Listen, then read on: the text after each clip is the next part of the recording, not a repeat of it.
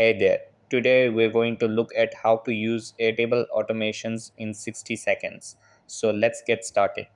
First, go to Airtable's website and log into your workspace.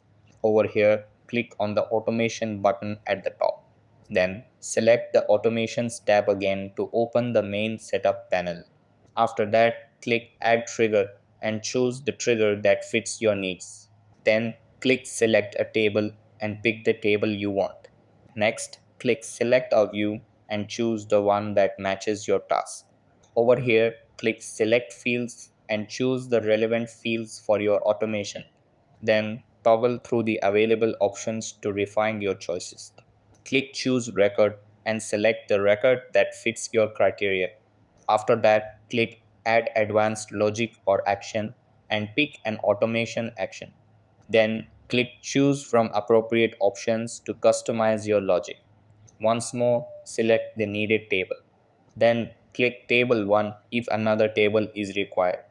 Over here, click Base Record URL to link a specific entry.